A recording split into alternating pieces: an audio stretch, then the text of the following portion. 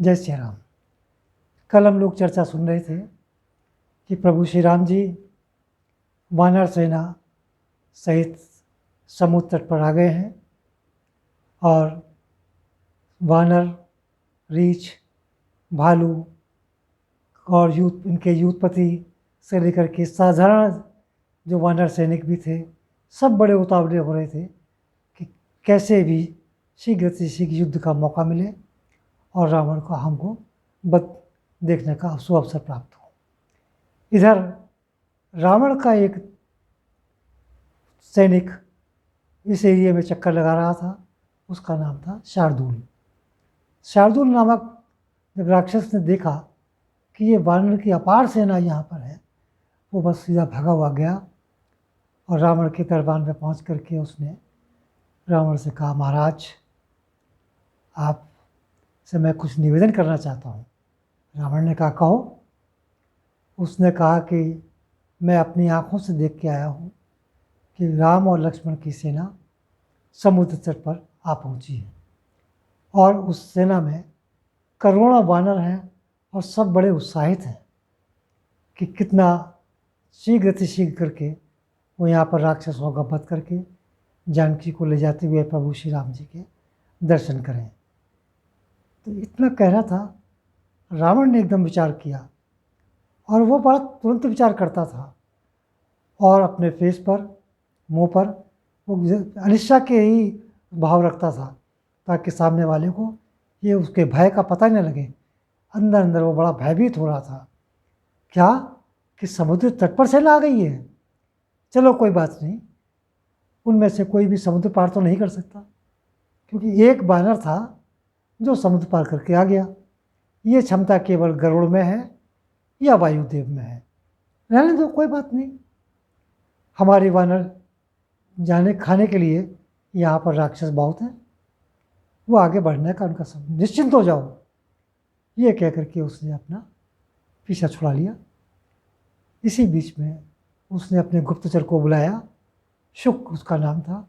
उससे कहा, तुम तोते के रूप में जाओ और वहाँ जा कर के वेश बदल के वानरों की चर्चा सुनो कि वहाँ क्या है, वो लोग क्या चाहते हैं, आगे उनका क्या प्रयोजन है।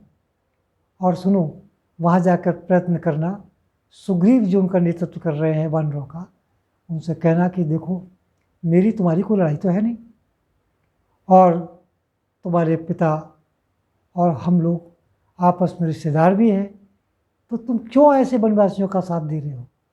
तुम जानते हो कि मेरी राक्षसी सेना कितनी बलवान है, इसमें तुमको कोई न लाभ होगा और हानि अधिक होने की संभावना है।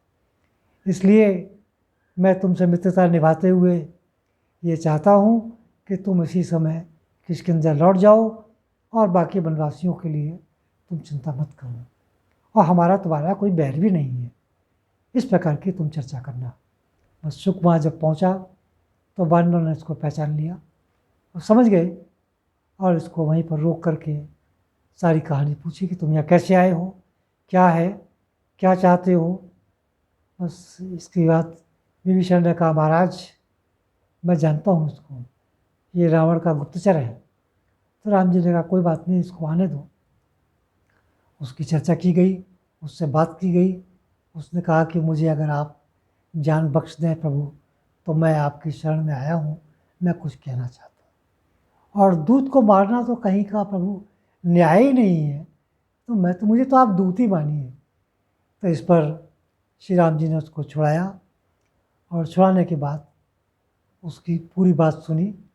इसी बीच में लक्ष्मण जी ने कहा कि एक पाती ये चिट्ठी लेते जाओ और ये रावण को दे देना और उसको समझा देना कि या तो सीता जी को चुपचाप वो यहाँ पर ला करके प्रभु श्री राम जी की शरण में आ जाए, अन्यथा उसके वध को रोकने वाला कोई नहीं है। स्वयं इंद्रदेव या ब्रह्मा जी या देवता भी उसका साथ देंगे तो भी वो उसका वहाँ पर विजय श्री का कोई कारण ही नहीं बनता है। इसलिए उसको समझा करके कह देना। बस इतना कहना था। शुक उससे पीछा छुड़ा करके वहाँ से चला गया और पुनः रावण के दरबार में जब पहुँचा तो उसने जा कर के वहाँ पर उनका बखान करना शुरू किया। महाराज, वहाँ तो एक से एक बलशाली बानर है, सब उतावले हैं, सब लंका को जीतने की इच्छा रखते हैं। अधिकांश वानर तो कूदना ही चाहते हैं लंका का, लेकिन अभी श्री राम ने उनको ऐसी इजाज़त नहीं दी है। तो मैं तो आपको यही परामर्श दूंगा कि आप सीता जी को ले जाएं और राम जी की शरण में चले जाएं। इसके अतिरिक्त उसने बहुत सारी बातें की कि वो तो बहुत ही अच्छे हैं, वो शरणागत की रक्षा करने वाले हैं, उन्होंने मुझे ही अपना शरणागत मानते हुए मेरी जान बख्श दी, नहीं तो वो बानर मुझे उनको चट करने में मिनट भी नहीं लगता। तो मैं आपको ये आपसे सुझाव देना चाहता हूँ। रावण बड़ा क्रोधित हुआ, अरे तू उनके पक्ष की बात करता है या मेरे पक्ष की बात करता है, और ये कह के उसको वहाँ से भगा दिया बस। लेकिन रावण चिंतित था। रावण ने अपने मंत्रियों से परामर्श ली, तो मंत्री तो उसके थे ही चाटुकार। उसमें से कुछ ने कहा, महाराज आप क्यों चिंता करते हैं, अरे हमारे में तो एक से एक बलशाली, एक से एक मायावीर और सभी तरह के राक्षस हैं, कच्चा मांस खाने वाले भी हैं, और ये तो उनका कलेवा भी कर ले, वो आ भी जाएंगे, तो अभी आपकी चिंता का कोई कारण नहीं बनता। महाराज आप मौज कीजिए, ये हमारा काम है, आप क्यों चिंता करते हैं। लेकिन इधर विभीषण जी से प्रभु श्री राम जी ने परामर्श देना चाहा कि विभीषण, मैं ये जानना चाहता हूँ कि वहाँ कौन कौन से राक्षस हैं और उनकी क्या योजना हो सकती है। और विभीषण ने कहा कि महाराज बजरंगबली वहाँ स्वयं होकर के आए हैं, तो कुछ इनकी भी राय ले ली जाए। बजरंगबली ने पूरा डिटेल बताया कि वहाँ पर उत्तर दिशा में कौन से राक्षस की योजना है, कौन कौन वहाँ पर हैं, दक्षिण दिशा में कौन है, पूरब में कौन है, और मध्य में किस तरह के सैनिक हैं, और उनके पास क्या क्या हथियार हैं। और सारी उन्होंने कहा कि मैंने योजना उनकी प्रभु समझ ली है, इसलिए बस आपका आदेश ही काफ़ी है। और हमारे तो वानर सेना के जो युद्धपति हैं, जिनकी संख्या करोड़ों में है, ये तो उतावले हैं महाराज। तो प्रभु श्री राम जी ने कहा, एक बात तो बताओ हनुमान और विभीषण, आप बैठे हैं, कि ये समुद्र इतना बड़ा कैसे पार होगा। तो विभीषण जी ने कहा कि महाराज आपके पूर्वज राजा सगर और समुद्र, इनमें आपस में दोस्ती थी, एक सहयोग किया है, और समुद्र का उन पर एहसान भी है। तो यदि आप इनसे प्रार्थना करेंगे तो ये आपको रास्ता दे देंगे। अब बाकी आपकी इच्छा है, आपको पल भर भी नहीं लगेगा, ये समुद्र को आप सुखा देंगे। लेकिन इसमें बहुत सारे जलजीव हैं जो कि निर्दोषी मारे जाएंगे।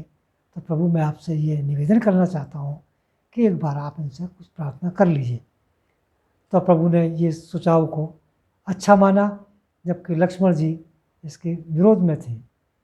लेकिन फिर भी प्रभु ने वहाँ पर समुद्र को प्रार्थना की और उनको 3 दिन का समय दिया कि यदि 3 दिन में तुमने रास्ता नहीं दिया तो मैं इसके जल को अपने बाण से सुखा दूंगा।